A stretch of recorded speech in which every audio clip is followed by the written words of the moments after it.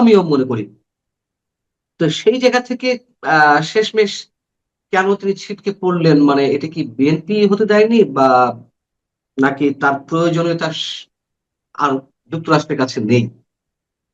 যে আপনার মার্কিন যুক্তরাষ্ট্র তো সারা পৃথিবীতে গ্লোবাল পাওয়ার, তারা বিভিন্ন দেশে বিভিন্নভাবে তাদের প্রভাব বিস্তার করে এবং অনেক সময় আপনার প্রত্যক্ষভাবে না করে পরোক্ষভাবে, এবং ডক্টর মোহাম্মদ ইউনূসকে দিয়ে তাদের পারপাস, তারা যতটুকু তাদের স্বার্থ সিদ্ধির দরকার ছিল সেটা হয়ে গিয়েছে। এবং ডক্টর মোহাম্মদ ইউনূস তাদের পারপাস আর সার্ভ করতে পারতেন না, কারণ তিনি মানে রাষ্ট্র মানে প্রধান উপদেষ্টা হিসেবে তার যে ভাবমূর্তি তৈরি হয়েছে, আইন শৃঙ্খলা চলছে না, শিক্ষা চলছে না, ব্যবসা বাণিজ্য চলছে না, তারপর তার ভাবমূর্তি প্রত্যেকটা মানুষের কাছে খারাপ হয়েছে। এবং বাংলাদেশে কোনো একক শক্তি তার স্বার্থ তো এককভাবে সিদ্ধি করতে পারবে না।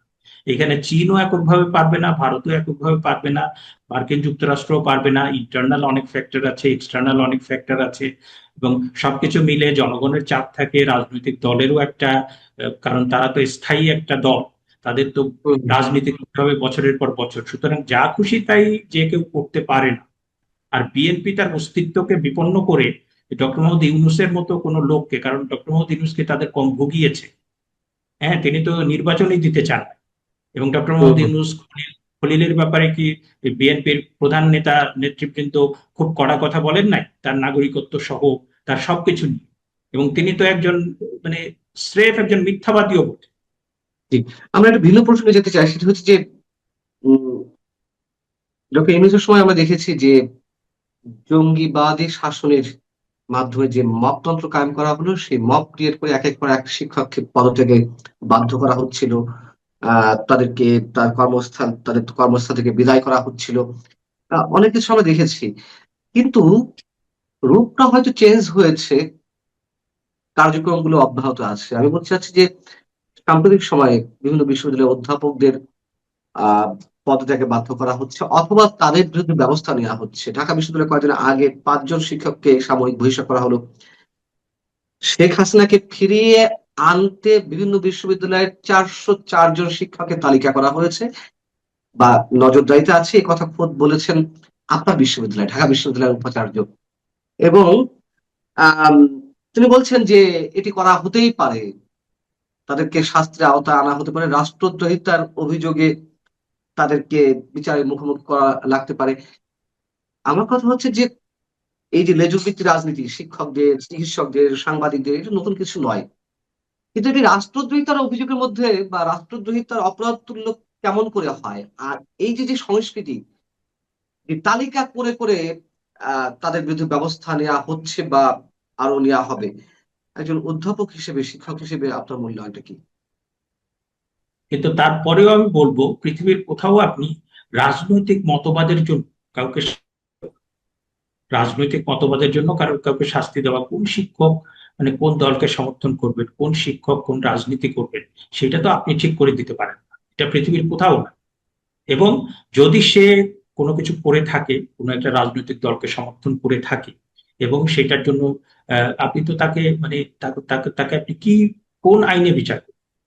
মানে কোনো একজন শিক্ষক, কোনো একজন সাংবাদিক, কোনো একজন আমলা, কোনো একজন মানে আমরা ৫ই আগস্টের পরে যেটা দেখেছি প্রচন্ড এক বড় একটা সমস্যা হিসেবে, যে বিভিন্ন পেশাজীবীদের আপনার ট্যাগ দেওয়া হয়েছে যে তারা স্বৈরাচারের দোষর, তারা জুলাই আগস্ট আন্দোলনের বিরুদ্ধে ভূমিকা পালন করেছেন, সুতরাং তাদেরকে পদত্যাগ, তাদেরকে বহিষ্কার করা হলো, তাদেরকে পদত্যাগে বাধ্য করা হলো, তাদেরকে শাস্তিমূলক ব্যবস্থা নেওয়া হলো।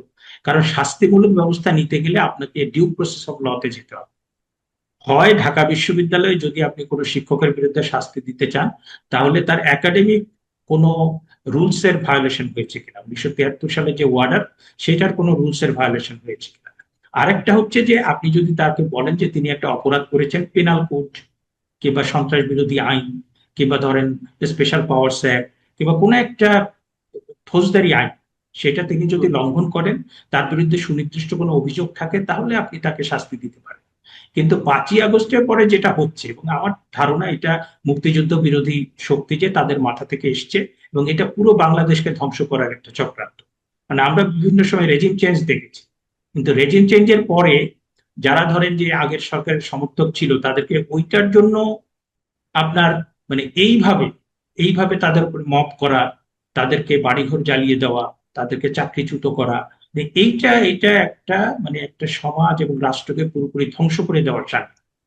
এবং আপনি এখানে যেটা হয়েছে যে সম্প্রতি 232 জন শিক্ষকের একটা তালিকা হয়েছে, তারপরে আবার 125 জন শিক্ষকের একটা তালিকা হয়েছে। তারপরে আপনি দেখেন যে এইখানে আপনি তালিকাটা কারা করছে, বিবিসি রিপোর্ট আমি দেখলাম সেটাই পাওয়া যাচ্ছে না। তালিকাটা কারা করেছে, তালিকাটা মাননীয় উপাচার্যের কাছে গিয়েছে, কিন্তু কারা করেছে সেটা জানা যাচ্ছে না। এবং আপনি কিসের উপর ভিত্তি করে তালিকাটা করলেন যে এরা স্বৈরাচারের দোষর এবং এরা জুলাই আগস্টের যে আন্দোলন সেটার বিরুদ্ধে অবস্থান নিয়েছিলেন। দেখেন ভাই, ওই সময় কিন্তু আমি আমি কিন্তু ঢাকা বিশ্ববিদ্যালয় ক্যাম্পাসে ছিলাম, এবং আপনি দেখেন যে আমাদের মানে শিক্ষকদের ভিতরে প্রায় প্রায় সবাই কিন্তু কোটা সংস্কার আন্দোলনকে সমর্থন করছে। ডক্টর ইউনূসের জঙ্গি শাসনের সময় যে কাজগুলো চলছিল, মানে বিরোধী মতের বা ফ্যাসিবাদের দোসর ট্যাগ দিয়ে আওয়ামী মনোভাবাপন্ন আহ মানুষদেরকে নানান ভাবে হয়রানি করা, চাকরিচ্যুত করা, অপসারণ করা কিংবা পদত্যাগে বাধ্য করা, সেই কাজগুলো এখনো চলছে। কেন এখনো একটি রাজনৈতিক সরকারের সময় এই কাজগুলো চলবে, বা এর পরিণামটা কি? এখন সেটা চলাটা খুব আহ অনভিপ্রেত। আমরা এটা চাই না। কারণ আমরা বিএনপি একটা রাজনৈতিক দল, তার কাছ থেকে আমরা রাজনৈতিক আচরণ প্রত্যাশা করি। বিএনপি 19-20 বছর ক্ষমতার বাইরে ছিল এবং তারা নিজেরাও এই বিরোধী দলকে যে নিষ্পেষণ করা হয়েছে তার শিকার হয়েছে, মানবাধিকার লঙ্ঘনের শিকার হয়েছে। তারপরে নানা রকম সরকারি, তারা নিজেরাও অভিযোগগুলো করে যে এগুলোর শিকার তারা হয়েছে। তো যে সমস্ত অন্যায় কিংবা যে সমস্ত মানবাধিকার লঙ্ঘন, যে সমস্ত অবিচারের শিকার তারা হয়েছে, সেটা তারা কেন করছেন, কিংবা তাদের সময় কেন সেটা হচ্ছে? এবং শুধু হচ্ছে না, মানে গত এই 5ই আগস্টের পরে, মানে এর আগের সরকারের সময় যা যা হয়েছে তার চেয়ে কয়েক মানে অসম্ভব রকম অসহনীয় ভাবে বেশি বেশি হচ্ছে, বেশি রকম বাড়াবাড়ি হচ্ছে। কারণ আপনি মানে কোনো ধরনের কোনো অভিযোগ নাই, আপনি শুধু স্বৈরাচারের দোষর বলে আপনি অ্যাপেলেট ডিভিশনের 5 জন বিচারপতিকে মপ করে পদত্যাগ করাই দিলেন। অ্যাপেলেট ডিভিশনের কত 12-15 জন বিচারপতিকে আপনি করেন। কারণ একটা দেশে আপনার রেজিম চেঞ্জ হোক আর যাই হোক, একটা তো ডিউ প্রসেস অফ ল থাকবে, নর্মস থাকবে। যে ঢাকা বিশ্ববিদ্যালয়ের কোনো শিক্ষককে যদি আপনি অপসারণ করতে চান, ইদার তাকে বলতে হবে যে 1973 সালের যে ওয়ার্ডার, সেই ওয়ার্ডারের কোন সেকশনে কোথায় তার মানে লঙ্ঘন হয়েছে, তিনি কি পরীক্ষা সংক্রান্ত কোনো অনিয়ম করেছেন, কিংবা তার কি ক্লাস সংক্রান্ত কোনো সমস্যা হয়েছে, কিংবা তার একাডেমিক কোনো রুলস এর ভায়োলেশন হয়েছে, তাহলে সুস্পষ্টভাবে তাকে বলতে হবে this are the violations under the 1973 order. আর অন্য একটা হতে পারে যে আপনি যদি কোনো ক্রাইম করেন, এর কোনোটা যদি না হয় তাহলে পরে আপনি একদল শিক্ষার্থী আপনাকে অভিযোগ করলো, এবং এই ক্ষেত্রে আপনি 5ই আগস্টের পরে যেটা হয়েছে যে অনেক শিক্ষককে তাকে তাদের বিরুদ্ধে কি অভিযোগ সেইটাও তাদেরকে দেয়া হয়।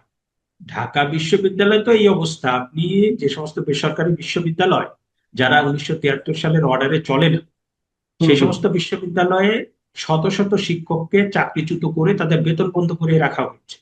তাহলে তাদের পরিবারগুলো কিভাবে চলবে? শত শত স্কুলে আপনার মহিলা শিক্ষক সহ হেডমাস্টার অনেককে মব করে তাদেরকে চাকরিচ্যুত করা হয়েছে, কয়েকজন হার্ট অ্যাটাক করে মারা গিয়েছে।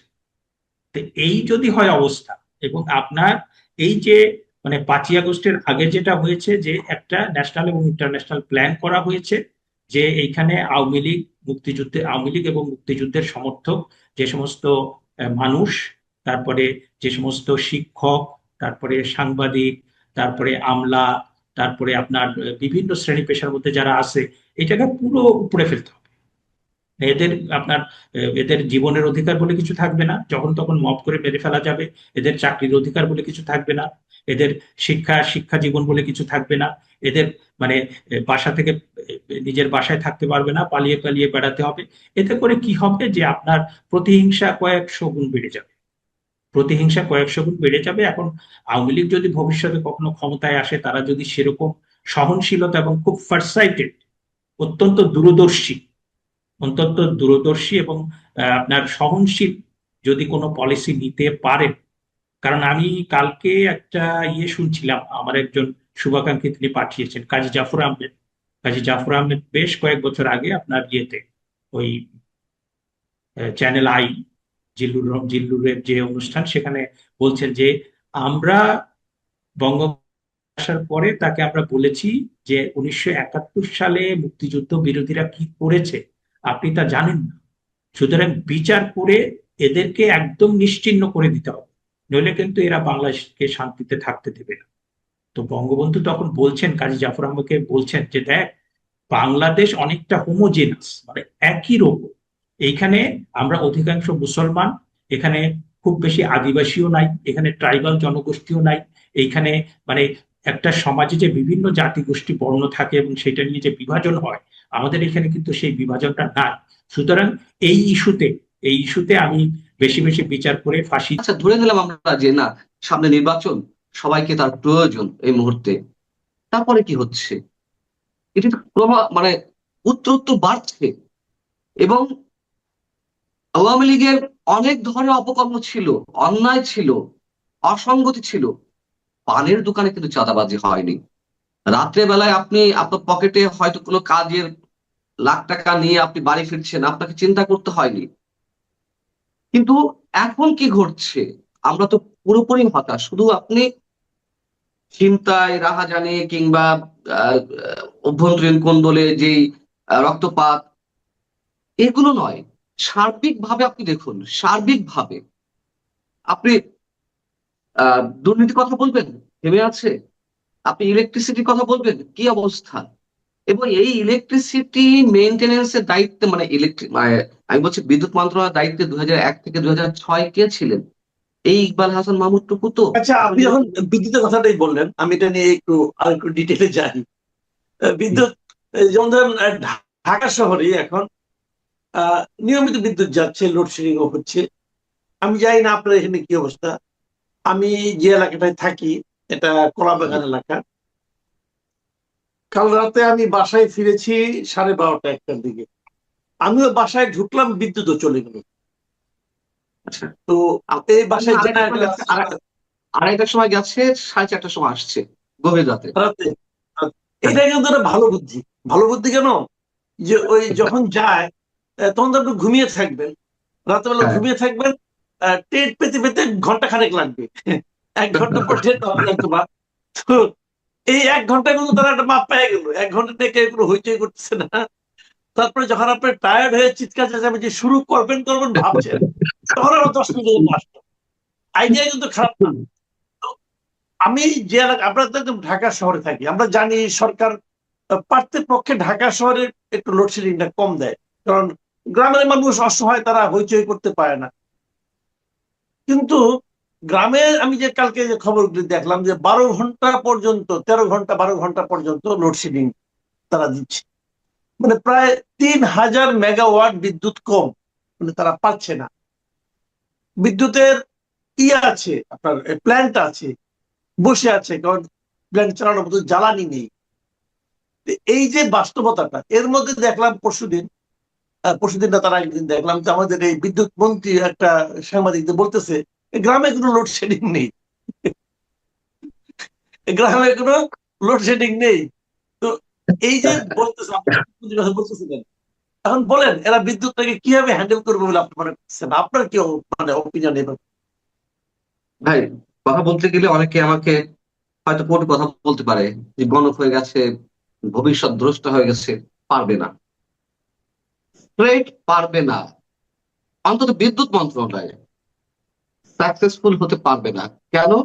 আমি যদি বলছিলাম যে ইকবাল হাসান মাহমুদ টুকু, যিনি 2001 থেকে 2006 সাল পর্যন্ত বিদ্যুৎ মন্ত্রণালয়ের দায়িত্বে ছিলেন, যদিও তিনি প্রতিমন্ত্রীর দায়িত্বে ছিলেন, যেহেতু কোনো পূর্ণমন্ত্রী ছিলেন না ওনার, উনি দায়িত্বপ্রাপ্ত মন্ত্রী ছিলেন। সেই ইকবাল হাসান মাহমুদ টুকু এখন আজকের পূর্ণমন্ত্রী।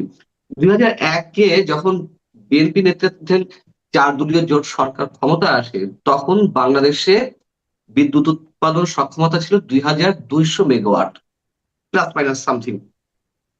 আর যখন 2006 সালে তারা ক্ষমতা থেকে গেল, বিদ্যুৎ উৎপাদন সক্ষমতা ছিল 3600 সামথিং মেগাওয়াট।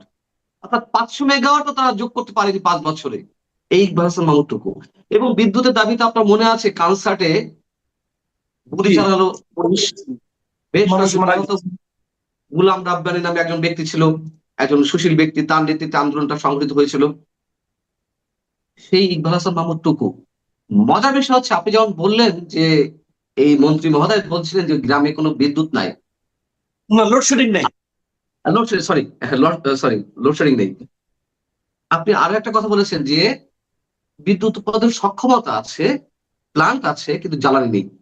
আচ্ছা, এই যে বিদ্যুৎ প্রতিমন্ত্রীও গতকাল বেশ কিছু কথা বললেন যে আমাদের সক্ষমতা আছে কিন্তু জ্বালানির অভাব, তারও তার পিছনেও বিভিন্ন কারণ আছে। এই যে গর্ব করে বলছেন যে আমাদের সক্ষমতা আছে, এই সক্ষমতাটা কার, কে তৈরি করে গেছে? আওয়ামী লীগ তৈরি করে গেছে। 2009 থেকে 2024 পর্যন্ত 30 থেকে 33 হাজার মেগাওয়াট বিদ্যুৎ উৎপাদন সক্ষমতার পর্যায়ে নিয়ে গেছে, অর্থাৎ ওই পরিমাণ প্লান্ট আছে, জ্বালানি থাকলে 30 থেকে 33 হাজার মেগাওয়াট বিদ্যুৎ উৎপাদন করা যেত। জ্বালানি সেই পরিমাণ থাকে না বিধায় সেটি সর্বোচ্চ 17,000-এর উপরে উৎপাদন হয়েছে। এদিকে বলছে যে সক্ষমতা আছে, এরা আওয়ামী লীগের কৃতিত্ব দিচ্ছে না। আচ্ছা, দরকার নাই কৃতিত্ব। পরে আবার কি বলছে যে আজকে যে বিদ্যুতের আহ ভয়াবহ দুরবস্থা, এর জন্য আওয়ামী লীগ দায়ী। কেন? দীর্ঘমেয়াদী মধ্যমেয়াদী পরিকল্পনা করতে পারেনি। এটা সত্য কথা। আওয়ামী লীগ মধ্যমেয়াদী দীর্ঘমেয়াদী পরিকল্পনা করেনি।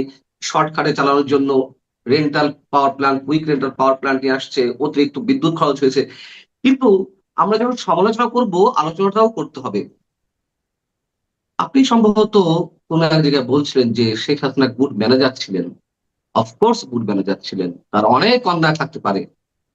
তিনি আপৎকালীন সময়ে যে পরিমাণ সার্ভ করেছেন দেশের বিভিন্ন ইস্যুতে, দেশের ব্যবসা বাণিজ্য কোন জায়গায় গিয়েছিল আপনি চিন্তা করুন। আপৎকালীন সময় ঠিক ঠেক দিয়েছিলেন। হ্যাঁ, বিদ্যুতের মাধ্যমে অনেক টাকা চুরি হয়েছে, হাজার হাজার কোটি টাকা দুর্নীতি হয়েছে। ব্যাংক লোন নিয়ে বিদ্যুৎ প্ল্যান্ট করে সেই টাকা শোধ করেনি। ওটাকে কি বলে, ভর্তুকি না কি বলে, সরকার থেকে ভর্তুকি দেওয়া হয়েছে, ইত্যাদি ইত্যাদি অনেক কিছু হয়েছে। কিন্তু আমরা তো এটি টের পাইনি যে লোডশেডিং হয়। আমরা 15 বছর তো ভুলে গিয়েছিলাম যে লোডশেডিং কি, ভুলে গিয়েছিলাম। কিন্তু সরকার বলছে যে আমাদের উৎপাদন সক্ষমতা আছে, আর ওটা তো আওয়ামী লীগ তৈরি করে গিয়েছিল। আমরা বলছি যে ভুল নীতির কারণে আজকে এই সমস্যা। তা তোমরা 6 মাসে কি করেছো? 6 মাস তো হয়ে গেছে। আপনি মাঝে তেলের দাম বাড়ালেন হুড় হুড় করে, ইরান যুদ্ধের কারণে আন্তর্জাতিক বাজারে তেলের দাম কমলো, কমানো হয়েছে? কমানো হয়নি।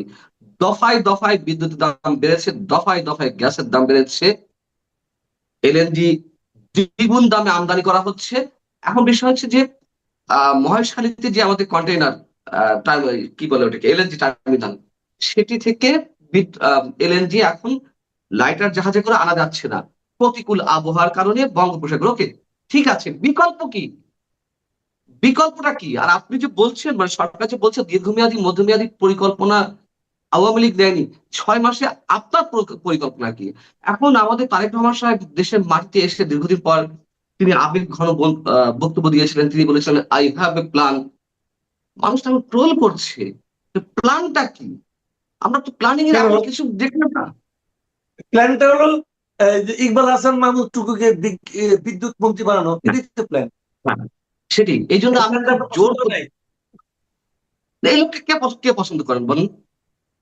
দিন রাত ফ্যাসিবাদ ফ্যাসিবাদ বলে উচ্চারণ করে, এবং এই ইকবাল হাসান মাহমুদটুকু উচ্চারণ করেছিলেন যে আওয়ামী লীগ এমন একটি দল, সেই দলের নেতা কর্মীদের সঙ্গে কেউ সম্পর্ক স্থাপন করতে পারে না, কারো আত্মীয়তা হতে পারে না। তার নিজের ঘরের মেয়ে তো শেখ সেলিম ইয়াসিনের সাথে বিয়ে দেওয়া। এইসব কথাবার্তা বলে মানুষের কাছে হাস্যরসের উৎপাদন করার কোনো কারণ নেই। এবং আপনি চাঁদাবাজি দিয়ে শুরু করেছিলেন, দলীয় নেতা কর্মীরা চাঁদাবাজি করছেই। চট্টগ্রামে পরপর কয়টি ঘটনা ঘটলো? প্রকাশ্য দিবালোকে চাঁদা না পেয়ে গুলি করার ঘটনা, একজন ব্যক্তির বাড়িতে প্রকাশ্যে গুলি করার ঘটনা, বাইরে থেকে ফায়ার করছে একের পর এক, কোনো ধরনের ব্যবস্থা নেই। আবার আরেকজন তো অফিসে গিয়ে চাঁদাবাজি করে আসলো, না পেয়ে অফিস ভাঙচুর করে আসলো। এই ধরনের ঘটনা তো একটা দুটো না, অসংখ্য ঘটছে। আমি একটু বিদ্যুতে আবার ফিরে আসি। সেটি হচ্ছে যে এই যে 80টির মতন সমিতি, পল্লী বিদ্যুতের 80টির মতন সমিতি, তারা নিরাপত্তা চেয়ে পুলিশের কাছে চিঠি দিয়েছে। আমরা কি কেউ ধারণা করতে পারছি যে কোথায় যাচ্ছি আমরা? কনসার্টের এক্সাম্পল দিচ্ছিলাম আমরা। আমরা চাই না এরকম কিছু ঘটুক। তো 6 মাসের মধ্যে কি হলো? আমরা আওয়ামী লীগকে বিদায় করে কি নিয়ে আসলাম? যেমন আমরা ইংরেজির সময় বলছিলাম যে জঙ্গি শাসনের উৎপাদন হয়েছে, হয়েছে তো সত্য কথা। এখন এই সরকারের 6 মাস যেতে না যেতেই, মানে 6 মাস তো কেবল 18 তারিখে পূর্ণ হবে। 12 তারিখে, 12 ফেব্রুয়ারি নির্বাচন হয়েছিল, 18 তারিখে ওত নিয়েছিল। কি অবস্থা দেখতে পাচ্ছি আমরা, মানে কোন জায়গা থেকে বলবো যে পজিটিভ সাইন আমরা দেখতে পাচ্ছি, আমরা প্লাস মার্কস দিতে পারবো? কূটনীতি, আপনি দেখুন আন্তর্জাতিক কূটনীতির কি অবস্থা, এটা হজবরল আচ্ছা, পাল্টে ফেলেছে। আমরা কূটনীতির একটা কথা বলি। জি, কূটনীতিতে আমরা তো এটা অবশ্যই মানবো, আমরা সারা দুনিয়ার সঙ্গে কূটনৈতিক আমাদের সুসম্পর্ক বজায় রাখবো, এটা তো একটা প্রত্যাশা সবসময় সব রাষ্ট্রেরই থাকে। তা আমাদের প্রতিবেশীর সঙ্গে যে কূটনৈতিক যে দৌড়ঝাঁপ ইদানিং দেখছি আমরা, যে বিশেষ করে আমার তো মনে হচ্ছে যে ভারতের দিক থেকে দৌড়ঝাঁপটা বেশি হচ্ছে। এই মাসের শুরুর দিকে দেখলাম শেখ হাসিনাকে কেন্দ্র করে ওনার একটা প্রেস কনফারেন্সকে কেন্দ্র করে একটা টানাপোড়েন, বাংলাদেশের পক্ষ থেকে খুব কড়া ভাষায় একটা সংবাদ বিজ্ঞপ্তি দেওয়া, প্রেস রিলিজ দেওয়া। আবার ভারতের হাই কমিশনার যিনি আছেন আমাদের এখানে, তিনি প্রাইম মিনিস্টারের সঙ্গে দেখা করলেন, দেখা করে সেই দিনই আবার ভারতে চলে গেলেন, যে ভারতের প্রধানমন্ত্রীর সঙ্গে কথা বললেন। এই সবগুলো মিলিয়ে আপনার কি মনে হয় যে ভারতের সঙ্গে কি আমাদের দ্বিপাক্ষিক সম্পর্কের আহ, মানে ইউনূস সাহেবের আমলে যে যেরকম তলানিতে চলে গিয়েছিল, সেখান থেকে কি কিছু উন্নতির দিকে যাচ্ছে বলে মনে হয় আপনার কাছে? আহ, বিষয়টা একেবারে হ্যাঙ্গিং অবস্থা আছে। কিছু আমরা আঁচ করতে পারছি না, মানে বাসন্তী হাওয়ার মতন এলোমেলো যে হাওয়া, মানে কোন দিকে হাওয়া ঘুরে ঠিক যেমন বোঝা যায় না। এখন ভারতের সাথে যে সম্পর্কের বিষয়টি, এটি বোঝা যাচ্ছে না কোন দিকে যাবে। আমার মনে হয় যে পেছন থেকে তারেক রহমানকে টেনে ধরার চেষ্টা করছে কোন এক শক্তি। আমি স্পষ্ট করে বলি, জামায়াতের সঙ্গে, এনসিপির সঙ্গে মোটামুটি একটা ভারসাম্যতা রেখে সরকার চলার চেষ্টা করছে আওয়ামী লীগকে ভয় পাওয়ার কারণে। যদি আওয়ামী লীগ ফিরে আসে তাহলে কি না কি অবস্থা হবে, প্রত্যেকেই, এনসিপি যেমন ভয় পাচ্ছে, জামাত ইসলামী এবং বিএনপি ভয় পাচ্ছে। এটি পুরনো কথা, গত 3-4 মাস ধরে এটি অনেকেই বলছেন। বাস্তবতা হচ্ছে যে ভারতের সঙ্গে আপনাকে সম্পর্ক স্থাপন করতেই হবে। আপনি পারবেন না ভাই। আপনি কামাল ভাই, আপনার অনেক ক্ষমতা, আপনি আমার প্রতিবেশী, অনেক ক্ষমতা। আমি কুড়ে ঘরে থাকি, আমি আপনার সাথে পারবো না, বাস্তবতা স্বীকার করতে হবে। আপনি বলবেন চোখে চোখ রেখে কথা বলতে হবে, হ্যাঁ, আদর্শিক জায়গা থেকে, আমার পররাষ্ট্রনীতির জায়গা থেকে আমি চোখে চোখ রেখে কথা অবশ্যই বলতে পারি। তা চোখে চোখ রেখে কথা বলবেন, ভারতের সঙ্গে সম্পর্ক সম্পর্ক নতুন করে ভাবতে হবে শেখ হাসিনা ইস্যুতে, আপনি পরদিন আবার কাঁচামরিচ চান, আবার থ্রেট দেন, আমরা কারো দয়া চলি না, এবং সরাসরি পররাষ্ট্র মন্ত্রণালয় থেকে করা বিবৃতি দেওয়া হয় এটি কারো করদ রাজ্যে পরিণত হবে না, কারো কলোনি রাষ্ট্রে পরিণত হবে না, আবার পরদিন ডিজেল চান। ভাই এগুলা কি? আপনি দেখে নেন, আপনি পাকিস্তান থেকে নিয়ে আসেন, এই কেমন পারেন ডিজেল নিয়ে আসতে, ফুয়েল নিয়ে আসতে। আপনি সৌদি আরব থেকে নিয়ে আসেন, আপনি চীন থেকে নিয়ে আসেন। চীনের সাথে আমাদের সম্পর্ক রাখতে হবে। ওকে, অবশ্যই চীন আমাদের অর্থনৈতিক সহযোগিতার বড় শক্তি, ঋণদাতা হিসেবে। ভারতকে তো আপনি পারবেন না ভাই, আপনি 3 দিকে ভারত ঘেরাও করা, আমরা কোন অবস্থাতে পারবো না। ভারতের সাথে সম্পর্ক অবশ্যই মানে সুসম্পর্কে জায়গা নিয়ে যেতে হবে।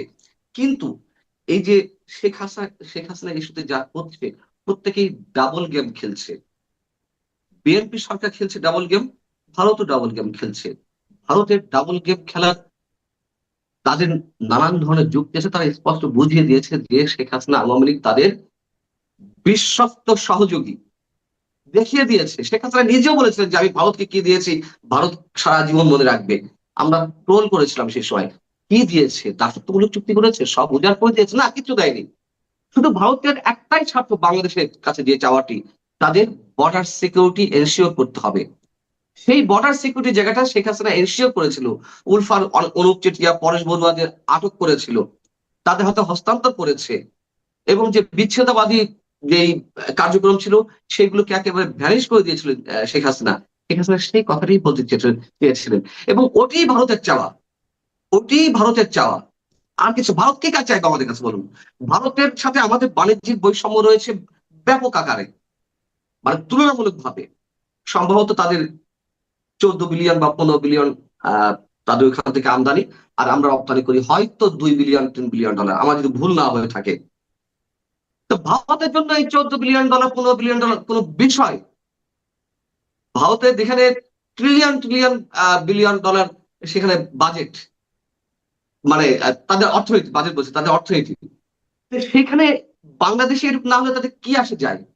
হ্যাঁ, তারপরেও তাদের জন্য এটি দরকার, বাণিজ্যিক জায়গা বা অন্য বিষয়। কিন্তু আমাদের তো প্রয়োজন, আমাদের নানান জায়গা থেকে ভারতের প্রয়োজন। আমি সেই জায়গাতে বাদ দিলাম। যে ডাবল গেমের কথা বলছিলাম, শেখ হাসিনাকে ভারত ফেরত দেবে না, প্রত্যর্পণ চুক্তির আওতায় ফেরত দেবে না, এটি বিএনপিও জানে, এটি তিনু সরকারও জানতো। আচ্ছা, তারা জানা সত্ত্বেও তারা বারবার ফেরত চাইছে ওই চুক্তির আওতায়। ওই চুক্তির আলোকেই ফেরত পাওয়া সম্ভব না, এটি ভারতের গায়ের জন্য না। ওই চুক্তির ক্লসেই রয়েছে যে কোন রাষ্ট্রে কোন আশ্রিত ব্যক্তি, পার্শ্ববর্তী বা অন্য কোনো রাষ্ট্রের কেউ যদি আশ্রয় নেয়, সেই আশ্রয় দানকারী রাষ্ট্র যদি মনে করে যে ওই ব্যক্তির সঙ্গে তার রাষ্ট্র প্রতিহিংসা প্রয়োগমূলক বিচার করার চেষ্টা করছে বা করছে, বা প্রতিহিংসা প্রয়োগমূলক রাজনীতির শিকার হয়েছে, ওই ওই রাষ্ট্র তাকে ফেরত নাও দিতে পারে। ওই রাষ্ট্র সেটি ভারত হতে পারে, বাংলাদেশ হতে পারে। শেখ হাসিনার সাথে রাজনৈতিক প্রতিহিংসামূলক আচরণ করা হচ্ছে, রাজনৈতিক প্রতিহিংসা থেকে বিচার করা হচ্ছে, এটি সবাই জানে। এটা আন্তর্জাতিক বিভিন্ন মানবাধিকার সংগঠন এরই মধ্যে বিবৃতি দিয়েছে, আইসিটির বিচার প্রক্রিয়া নিয়ে প্রশ্ন করেছে। অতএব ভারত যেটি বলছে একবারে অযৌক্তিক না, চুক্তির আলোকেই সেটি অযৌক্তিক না। এখন বিষয় হচ্ছে, আর শেখ হাসিনা ওখানে বন্দিও নয় যে বন্দি বিনিময় প্রত্যর্পণ চুক্তির আওতায় তাকে ফেরত দেবে। আচ্ছা, ফেরত আসতে চাইলো, এটাও পুরনো কথা, ফেরত নিতে চাইলো না, ভয় পাচ্ছে। তাহলে ডাবল গেম, একদিকে শেখ হাসিনাকে ফেরত চায় না, আবার ভারতকে চাপে রাখছে, না ওই চুক্তির আওতায় তাকে ফেরত দিতে হবে। আবার ভারত তো ডাবল গেম খেলছে, যদিও তারা স্পষ্ট বুঝিয়ে দিয়েছে যে না, আমরা ফেরত দেব না। ঠিক আছে, না নিজে যদি ফেরত যায় বা তোমরা কিভাবে নিবে তোমাদের বিষয়, আমরা ফেরত দেবো না, আমরা তার সাথে গাদ্দারি করতে পারবো না। এখন বিষয় হচ্ছে যে ভারতের ডাবল গেম শেখ হাসিনাকে রেখে দিয়েছে। আবার শেখ হাসিনা যে কথাগুলো বলছেন, আমি মনে করি ভারতের, মানে ভারত সরকারের ইঙ্গিত ছাড়া বা অনুমতি ছাড়া একটা শব্দও তিনি উচ্চারণ করছেন না। সেদিক থেকে তারা ডাবল গেম খেলছে, ঠিক আছে। কিন্তু এই ডাবল গেম খেলে আমরা কতক্ষণ টিকে থাকতে পারবো? পারবো না তো। যে রক্তচক্ষু দেখাচ্ছিল, যে বুড়ো আঙ্গুল দেখাচ্ছিল যে তারেক রহমান যাবে না, তারেক রহমানকে 1-to-1 ডাকতে হবে, দ্বিপাক্ষিক বৈঠকের মাধ্যমে ডাকতে হবে, দ্বিপাক্ষিক বৈঠকের জায়গায় বা সফরের জন্য দুইবার ঝুঁকিপূর্ণ অবস্থা রয়েছে। তো সেই কারণে এখানে ডেমোক্রেটিক প্রসেস, গণতান্ত্রিক প্রসেসটা যদি চালু করতে হয়, তাহলে হচ্ছে প্রধান দুটি রাজনৈতিক দল বিএনপি এবং আওয়ামী লীগের মধ্যে রিকনসিলিয়েশন। যতই বলা হোক যে আওয়ামী লীগ এখন নিষিদ্ধ বা আওয়ামী লীগের অপ্রাসঙ্গিক হয়ে গেছে, কিন্তু বাস্তবতা তো সেটি নয়। সেই কারণে হচ্ছে একটা রিকনসিলিয়েশনের, তো সেই রিকনসিলিয়েশনের বিষয়গুলোই হচ্ছে তারা মধ্যস্থতা করছে, যতটুকু আমরা কূটনৈতিক সূত্রগুলো থেকে জানি। তো সেইখানে সবচেয়ে মুখ্য ব্যাপার ছিল যে শেখ হাসিনা জোরালো ভাবে যখন বলছেন যে উনি ডিসেম্বরের মধ্যে বাংলাদেশে আসতে চান, এবং সেইটা উনি গত 5 তারিখে আরো জোরালো ভাবে বললেন, এবং সেটি আন্তর্জাতিক মহলে তোলপাড় করবে বিষয়টা। তো ওইটা তো একটা চাপ তৈরি করে, হ্যাঁ। তো সেইটা উনি যে বাংলাদেশে আসতে চান, এই ব্যাপারে উনি যে দৃঢ় অবস্থান নিয়েছেন, তো সেই ক্ষেত্রে তো ভারত এবং মার্কিন যুক্তরাষ্ট্রের মধ্যে একটা সমঝোতার বিষয় আছে, এবং সেখানে সবচেয়ে গুরুত্বপূর্ণ হচ্ছে তার নিরাপত্তা। তো তার নিরাপত্তার ক্ষেত্রে আপনি এর মধ্যে দেখবেন যে জাতিসংঘ থেকে আবার বলা হলো যে তারা জুলাই সংক্রান্ত কোনো মামলার ক্ষেত্রে বা কোনো ইয়ের ক্ষেত্রে সাক্ষী বা প্রমাণ কিছু দিতে পারবে, যেহেতু এখানে ডেথ সেন্টেন্সের ব্যাপার, হ্যাঁ। তো সেই প্রশ্নটা হঠাৎ করে এলো, হ্যাঁ। তো এইসব হলো, এবং এই প্রেক্ষাপটগুলো থেকে যে বিষয়টা হচ্ছে সিকিউরিটির প্রশ্নে সবচেয়ে বড় ব্যাপার হবে, তাহলে হচ্ছে সাজা স্থগিত করার প্রশ্ন, এবং সেটি খুব গুরুত্বপূর্ণ ভাবে আলোচনা হচ্ছে। এবং সর্বশেষ হচ্ছে অজিত দোভাল এবং সার্জিও গোরের 2 দিন ব্যাপী বৈঠক হলো। সেইখানে বেশ কিছু পয়েন্ট তারা ঐক্যমত হয়েছে, এবং সেই ঐক্যমত থেকে বিভিন্ন কূটনৈতিক সূত্রে আমরা জানতে পারছি যে আহ, শেখ হাসিনার বাংলাদেশ প্রত্যাবর্তনের বড় বিষয়টি হচ্ছে তার নিরাপত্তা, এবং নিরাপত্তার ক্ষেত্রে একটি বড় বিষয় হচ্ছে আইনগতভাবে তার যে সাজা হয়েছে সেটা আইনগতভাবেই কিভাবে স্থগিত করা যায় সেটি নিয়ে আলোচনা শুরু হয়। সেই আলোচনা যখন শুরু হয়েছে তখন আবার আহ প্রধানমন্ত্রীর তথ্য উপদেষ্টা যিনি, উনি কিন্তু একটি বক্তব্য দিয়েছেন যে জাহিদুর রহমান, উনি বলেছেন যে আহ আহ, শেখ হাসিনার নিরাপত্তা এবং আইনি সহায়তার বিষয়টি তারা দেবেন, প্রতিশ্রুতি দিয়েছে, এরকম একটি বক্তব্য উনি দিয়ে। তাহলে কি এই যে যে নেগোসিয়েশনের কথা আমরা শুনছি, এটিরই কি প্রতিফলন জাহিদুর রহমানের এমন বক্তব্য যে শেখ হাসিনা এলে পূর্ণ নিরাপত্তা এবং আইনি নিশ্চয়তা পাবেন? এটা কি নেপথ্যে প্রতিফলন এটি?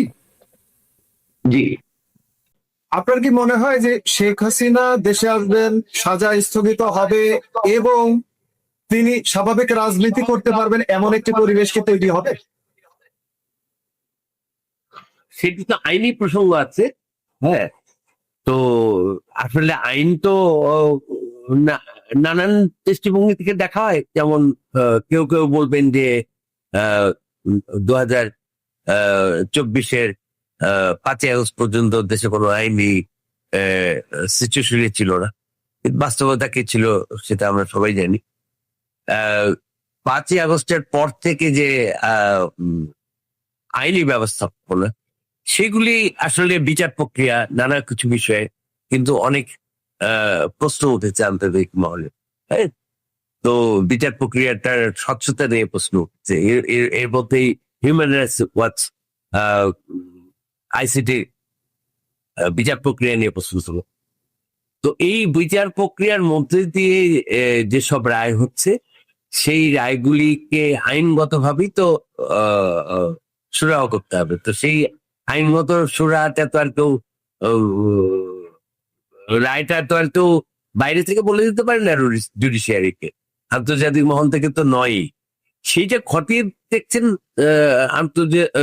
মার্কিন যুক্তরাষ্ট্র এবং ভারতের যারা কাজ করছেন বিষয়টা নিয়ে, তারা বিষয়টা দেখছেন এইভাবে যে এইটার আইনি সহায়তা দিয়ে কিভাবে এই সাজাটা স্থগিত করা যায়। হ্যাঁ, এইভাবে দেখছেন বিষয়টা। উনি কি রাজনীতি করতে পারছেন, রাজনীতি করতে পারবেন কি মনে হচ্ছে? উনি দেশে স্বদেশ প্রত্যাবর্তন করবেন কেন? স্বদেশ প্রত্যাবর্তন করবেন যেটা, সেটা তো উনি বারবারই বলছেন যে উনি দেশের মানুষের জন্য কাজ করতে চান, ক্ষমতা তার জন্য জরুরি নয়। হ্যাঁ, তো দেশে ফিল্ডে যে উনি রাজনৈতিক তার সুনির্দিষ্ট রাজনৈতিক লক্ষ্য নিয়ে উনি কাজ করবেন, সেটি তো তার আকাঙ্ক্ষা অবশ্যই আছে। আমরা যতটুকু জানতে পেরেছি এইসব নেগোসিয়েশন বা ইয়ে ক্ষেত্রে আওয়ামী লীগের কার্যক্রম নিষিদ্ধ হয়ে আছে যে সরকারি আদেশে, সেটি তুলে নেওয়ার ব্যাপারে এখনো কোনো সিদ্ধান্ত হয়নি বা চূড়ান্ত কোনো আলোচনা হয়নি। তো সেইটি আসলে নির্ভরও করছে যে আওয়ামী লীগ সাংগঠনিকভাবে কিভাবে কাজ করছেন বা তারা কিভাবে একটা গণতান্ত্রিক প্রক্রিয়ার মধ্যে ঢুকবেন বা কিভাবে কি তাদের কি সামনে লক্ষ্য আছে সেটি। কিন্তু এই মুহূর্তে যেহেতু প্রত্যাবর্তন ইস্যু, তার নিরাপত্তার ইস্যু এবং তার সাজা আইনগতভাবে সাজা স্থগিতের প্রশ্নটি মুক্ত, সেইটির মধ্যে বোধহয় এই আলোচনাটি সেকেন্ডারি হয়ে গেছে। তো যেটা হয়েছে যে উকিল সাহেবের 2 ছেলেই ব্যারিস্টার, আমার মা হারিয়ে গেছে, অথচ আমি বিয়ে করে ফেলেছি 2002 সালে কাউকে না বলে পালিয়ে। আবারও অগৌরব মার কাঁধে। একটা কাক বলে আম্মার দোষ, একটা পাখি বলে যায় আম্মার দোষ, একটা পিঁপড়া, মানে আমার অবস্থা এমন হয়েছে মনে হচ্ছে একটা পিঁপড়াও আমার মাকে দোষী সাব্যস্ত করছে। আমার মা হচ্ছে দ্য কাফকার ওই জোসেফ যেমন সকালবেলায় উঠে হঠাৎ করে কোনো কারণ ছাড়া জোসেফকে গ্রেফতার করা হয়, জোসেফ জানে না যে তার অপরাধ কি, এবং তার ট্রায়াল দিনের পর দিন অপেক্ষা সে করতে থাকে, তার ট্রায়াল হয় না। ঠিক আমার মা জোসেফের মতো, কাফকাস নাইটমেয়ার। আমার মা কাফকার একটা চরিত্র, ফ্রান্স কাফকা, বিখ্যাত ঔপন্যাসিক ফ্রান্স কাফকা। আমি আমার গিয়েছিলাম মা যেন, কয়েকদিন আগে তার বাড়িতে। রাইট, চেক রিপাবলিকে। ইয়েস। আমার কাছে মনে হয় আমার মা ফ্রান্স কাফকার একটা চরিত্র। কাফকা যদি আমার মাকে দেখতেন, তাহলে তার বিখ্যাত উপন্যাসের নাম হতো মনোয়ারা। হ্যাঁ, তো আমার মার কোনোদিন কোনো গৌরব হয়নি। এই অগৌরব নিয়ে নিয়ে নিয়ে নিয়ে মা একা একা, আমি যেখানে জন্মেছি সেই জায়গাতেই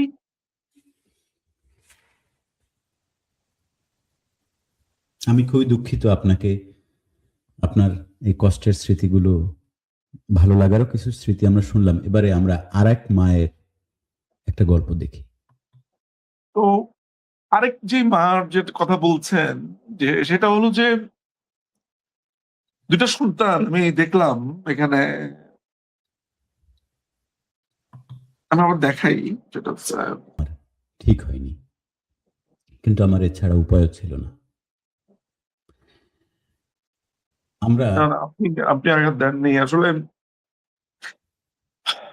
ওকে, আসলে যেটা হয়েছে সেটা হচ্ছে যে আমাদের সমাজ ব্যবস্থাটা এমন যে এটা এখনো পুরুষতান্ত্রিক, এবং শুধু আমাদের বাংলাদেশের সমাজ ব্যবস্থা হবে কেন, এই তো 1930-তে মনে হয়, এই তো গত শতাব্দীতেই জাস্ট ব্রিটেনের মেয়েরা ভোট দিতে পারলো। আমেরিকাতে তো নারীদের ভোটাধিকার ছিলই না। ইংল্যান্ডে তো মনে হয় যাদের সম্পত্তি টম্পত্তি ছিল না সেসব মেয়েরা কখনো ভোট দিতেই পারতো না। আহ মেয়েদেরকে তো আজীবনই নানানভাবে সাফার করতে হয়েছে, এবং আমার মায়ের মতো যারা আছেন, আহ কিন্তু আমার মা, যেটা হলো যে আমার মাকে তো ধরেন আমি আমার সর্বোচ্চ চেষ্টা করে, আমরা চেষ্টা করি, আমার সবাই মিলেই আমরা চেষ্টা করি আমার মার এই রোগের জন্য আমরা ফাইট করছি। কিন্তু কি এই ভদ্র মহিলা যিনি চুল বিক্রি করলেন, তার তো একটা চালাও নেই। তিনি যদি আজকে অসুখ আক্রান্ত হন, তাকে বাঁচানোর জন্য তো কেউ নেই। দেখেন, মানে এখানেও রাজনীতি এসে যায় যে তারেক রহমান তার মেয়েকে নিয়ে সিনেমা দেখতে যাচ্ছে, পপকর্ন কিনেছে, দেখলাম হাতের মধ্যে পপকর্ন কেনা, মেয়েকে নিয়ে সিনেমা দেখছে। পার্থর মেয়ের বিয়ে হয়েছে, আন্দালিব রহমান পার্থ। তো 1974 সালে বঙ্গবন্ধুর, 1975 সালে, আসলে 74 সালে না, 74 সালে বাংলাদেশে দুর্ভিক্ষ হয়েছিল। সেটার তো অসংখ্য রিজন আপনি জানেনই। ইনফ্যাক্ট মজার ব্যাপার হচ্ছে যে সেই দুর্ভিক্ষটা নিয়েই আমি আসলে গত কয়েকদিন ধরে বেশ পড়াশোনা করছি। এটার একদম সমস্ত কাগজপত্র আমার হাতে।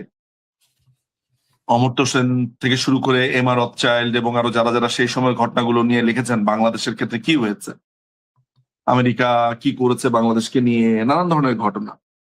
তো পরপর 3টা-4টা বন্যা গেল, বাংলাদেশের সমস্ত ফসল ডুবে গেল, এগুলো কোনো কনসিডারই বাংলাদেশের মানুষ করে না। বাংলাদেশের মানুষ করে কি, যে বঙ্গবন্ধুর ছেলেদের নাকি মাথায় সোনার তাজ মুকুট। দিয়ে, মুকুট দিয়ে, মেয়েদের মানে ছেলে বউদের মুকুট দিয়ে বিয়ে হয়েছে। তা আমি আপাকে জিজ্ঞেস করলাম যে আপা, এই প্রোপাগান্ডাটা তো আমাদের এগেনস্টে আছে। আমি এই প্রসঙ্গত বলছি, আপনি বুঝবেন তাহলে আমি কেন এই কথাটা বলছি। আপা এটা আমাদের ব্যাপারে বলে বলে যে হ্যাঁ, তা আমাদের ব্যাপারে তো সেই কত কথা বলে, অথচ আমাদের কিন্তু এই যে মাথার মুকুট, মানে মুকুটটা, এটা কিন্তু ধরো কোনো দামি পাথর টাথর দিয়ে বানানো না। নর্মালি একটা স্বর্ণের মুকুট, আসলে স্বর্ণের দাম তো অনেক কম ছিল, এবং আমরা এটা বানাইনি, এইটা আমাদেরকে গিফট করা হয়েছিল। স্বাভাবিক। এটা ওইটা এটা ওনাদের, এটা ওনাদের ছিল না, এটা ওনার চাচি গিফট করেছেন। মানে বিয়েতে ধরেন, মানে ফ্যামিলি মেম্বারদের ওনারা মিলে একটা একটা গিফট করেছেন। এইটাই আবার 2 ছেলের পুত্রই পড়েছেন, একই জিনিস পরে আবার রেখে দিয়েছেন। এটা এমন না যে ওনারা আবার নিয়ে গেছেন, মানে ছবির সেশন শেষ হওয়ার পরে এটা ওনাদের ফ্যামিলিতেই ছিল, ওটা বাবা বলেছেন। তো কত দুর্নাম হয় যে মানুষ না খেতে পেয়ে মারা যায়, আর 2 ছেলের বিয়ে ধুমধাম করে হয়। অথচ আমি সুলতানা কামাল, মানে কামাল ভাই, শেখ কামালের বড় ভাইয়ের সাথে দেখা করতে গেছি শাহজাহানপুরে তার বাসায়, এটার ব্যাপারে একটা ডকুমেন্টারি করব, সেই কারণে একটা ভিডিও বানাবো। তো সেই উনি হচ্ছেন রফিক চাচা, হ্যাঁ আমি ভুল না করে থাকলে, উনি চোখে দেখতে পান না, উনি একদম চোখে দেখতে পান না গ্লুকোমার কারণে, ওনাদের পুরো ফ্যামিলিরই এই সমস্যাটা ছিল আর কি। অত্যন্ত সম্মানিত ভদ্রলোক তিনি। বঙ্গবন্ধু যেটা হয়েছে, আলটিমেটলি যেটা হয়েছে, তো উনি বললেন যে বঙ্গবন্ধু বলে দিয়েছিলেন যে আমরা মাত্র 15 জন মানুষ আনবো, ভাই কিছু আনতে পারবো না, মিষ্টি ছাড়া আনতে পারবো। তো আমি যখন ওনার সাথে দেখা করতে গেলাম, রফিক চাচার সাথে, তখন তিনি বললেন যে বঙ্গবন্ধু শুধু বলেছেন যে ওনারা 15 জন মানুষ আসবেন, কোনো রান্নাবাড়া করতে মানা করলেন, কোনো রান্নাবাড়া টারা কিচ্ছু করতে মানা করলেন, দুই পক্ষ মিষ্টি নিয়ে আসবে, একসাথে বসে আড্ডা দিবে, একটু চা বানাতে বলেছেন, জাস্ট চা খেয়ে ওনারা চলে যাবেন। তো স্বাভাবিকভাবে রাষ্ট্রপতির ছেলের বিয়ে, এই বিয়েটা ইভেন্চুয়ালি অনেক লোকজন এসে হাজির হয়ে গেল। ওনার তারপরেও দেখবেন বিয়েটা দুই ছেলের একই দিনে হয়েছে, একই দিনে ওনাদের প্রোগ্রাম হয়েছে বিয়ের, এবং একেবারেই সাদামাটা ভাবে হয়েছে। অথচ দেখেন আজকে বাংলাদেশে এখন আমি বলতেই পারি যে হামে 1000 শিশু মারা গেল, তাদের হিসেবে 1000 শিশু, তাদের হিসেবে 1000 শিশু, তাদের হিসেবে 1000 শিশু, এক্স্যাক্টলি, সরকারি হিসেবে, মানে অবৈধ সরকারি হিসেবে। তারপরে বাংলাদেশের এই ভয়ানক অবস্থা, কিশোরের লাশ ঝুলছে শহীদ মিনারে, শহীদ মিনারে। পুলিশের লাশ ঝুলছে রাস্তার মধ্যে, মানুষ মরে পড়ে আছে, জবাই করছে। সেই সময় তো আন্দালিব রহমান পার্থ ধুমধাম করে তার মেয়ের বিয়ে হলো না? হলো। তারেক রহমান তো মেয়েকে নিয়ে পপকর্ন নিয়ে সিনেমা দেখতে গেল, হলিউড মুভি দেখে আসলো। তারপরে ছোট বাচ্চাদের বসে বসে গাড়িও সে চালালো, দেখলাম যে কখনো ট্রেনে কখনো গাড়িতে, সে এক অদ্ভুত কাণ্ড। ইতিহাস কি শুধু আওয়ামী লীগেরটাই লিখে রাখবে? আমি জানি না। আমি জানি না যে ইতিহাস কি শুধু আওয়ামী লীগের জন্যই এইভাবে লেখা হয় কিনা, নাকি আওয়ামী লীগের নিয়তিই এমন যে এগুলাই শুনতে হয়, নাকি ইতিহাস এইটাও বলবে যে যখন ওই নারীটি তার চুল বিক্রি করছিল, তারেক রহমান তখন পপকর্ন খাচ্ছিল। লেখে না, কারণ বাংলাদেশে যে দুষ্ট মানুষগুলো, যে ভয়ঙ্কর চরিত্রের মানুষগুলো বাংলাদেশের মিথ্যা ইতিহাস রচনা করতে চেয়েছে, মুক্তিযুদ্ধের উল্টা ইতিহাস, তারাই তো ওই মুকুটের কাহিনী এনেছে, তাদের পক্ষেরই তো লোক তারেক রহমান। ফলে তারেক রহমানরা খুব পার পেয়ে যায়। আপনি কোনোদিন শুনেছেন জিয়াউর রহমানের আমলে হত্যাকাণ্ডের সংখ্যা কত? এই যেমন ধরেন সেদিন যে বই আনলাম গণফাঁসির ফার্স্ট এডিশন যেটা, সেখানে আমি যে লিস্টটা দেখলাম, এটা প্রথম এডিশন ছিল 2000, পিন্টু ভাইয়ের বইয়ের প্রথম এডিশন, সেইখানেই আছে হচ্ছে প্রায় 600 মানুষের লিস্ট। 600 মানুষের ফাঁসি হয়ে গেছে, এরপরে উনি এটাকে আরো লিস্ট পরে দিয়েছেন। সবকিছু মিলে আমরাই হিসাবে প্রায় 2000 লোকের মতো মানুষের লিস্ট। এটা নিয়ে ইতিহাস কোনো কথা বলেছে যে 2000 লোককে আপনি ফাঁসি দিয়ে দিলেন? কোনো এটা নিয়ে কথা নাই।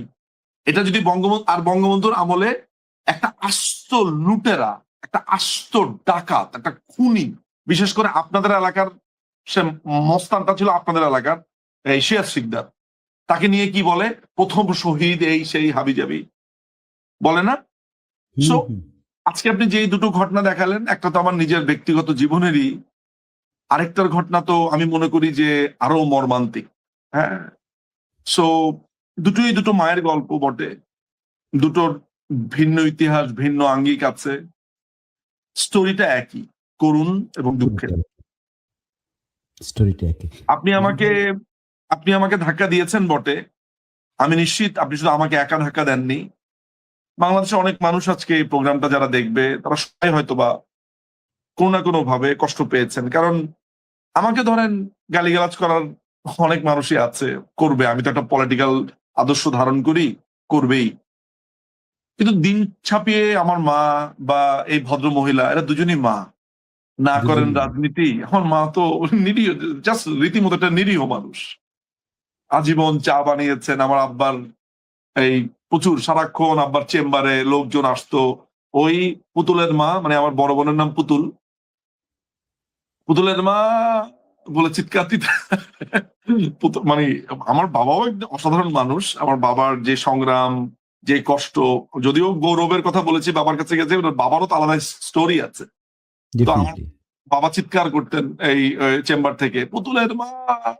তো পুতুলের মা মানে হচ্ছে ওই চা, ওই সারাক্ষণ ওই চায়ের কেটলি এটা ফুটছে, ওই চায়ের মতোই, চায়ের কেটলির মতোই আমার মার জীবন ছিল। চায়ের কেটলি আগুনে জ্বলতো, আমার মা সংসারের আগুনে জ্বলতো। এই আর কি ঘটনা। এই তো দিন শেষে আমার মা কি পেলেন? মৃত্যুর একটা আগাম পয়গাম পেয়ে গেলেন।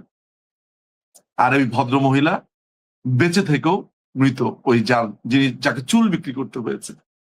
যাক, বাংলাদেশে যে এখনো চুল বিক্রি করা যায়, এখনো যে মানে অ্যাটলিস্ট তার চুলের কারণেও তো তার একটা বেলা দুটো সন্তানকে খাওয়া দিতে পেরেছে। ওই জাস্ট অতটুকুই বলে আপনাকে আজকে ওই মানে নিজের থুতু নিজেকে গিলে ফেলতে হবে। এই নিজুম ভাই, আপনি একটি ফার্স্ট ওয়ার্ল্ড বলে যেটা আমরা বুঝি সেই রকম একজন দেশের একজন নাগরিক। সোশ্যাল ওয়েলফেয়ার বা এরকম একটি বিষয় নিয়ে যদি আমি একটু কথা বলি, আমি একটা সময় বাংলাদেশ থেকে ভারত থেকে আমি বাংলাদেশে গিয়েছিলাম ভিসাজনিত কারণে। রাস্তা দিয়ে হাঁটছি। আজকে লাইফটা আপনার সাথে আমি অনেক মানে ঝগড়ার মুডে না করি, অনেক একটু আড্ডা দেওয়ার মুডে করি। সাধারণত তো আমি একটু অ্যাগ্রেসিভ হয়ে করি। তো রাস্তার দুই পাশে ধান ক্ষেত, আমি ধান ক্ষেতের মাঝখান দিয়ে হাঁটছি। হাঁটতে হাঁটতে কিছু কথা শুনছি আমি আমার মাতৃভাষায়। মাতৃভাষা বলতে আমি বরিশালের ভাষা বোঝাচ্ছি। তো একজন আরেকজনকে বলছে, অমুক বাড়িতে কোনো কাম করার মতো, মানে পেশাগত কাজ করার মতো, অর্থাৎ কোনো কিছু করে জীবিকা নির্বাহ করবে এরকম কোনো মানুষ নাই, কিন্তু তাদের ঘরে 6 জন মানুষ। 6 জন মানুষ যেই টাকা পায়, যেই টাকা শেখ হাসিনা তাদেরকে দেয়, তাতে তারা গ্রামের মধ্যে সবচেয়ে ভালো আছে। আমি একটু কান খাড়া করে শোনার চেষ্টা করলাম। সেই পরিবারে একজন পায় প্রতিবন্ধী ভাতা, একজন পায় বৃদ্ধ ভাতা, একজন পায় মাতৃকালীন ভাতা, আর একজন পায় উপবৃত্তি। একটু বোঝার চেষ্টা করেন। এটি কিন্তু অবস্থা। তখন আমি সাইফুল বাতিন টিটা এট দ্যাট টাইম, আমার আজকে বলতে দ্বিধা নাই, তীব্র আওয়ামী লীগ বিরোধী একজন মানুষ। কি কারণে? কারণ আমি কোনো না কোনো কারণে ভিকটিম। আমি বলবো না যে সেটি শেখ হাসিনা আমাকে ভিকটিম বানিয়েছেন, বা এটি অন্য আলোচনার বিষয়, এটি নিয়ে আমরা অন্য সময় কথা বলতে পারি, অন্য আলাপ।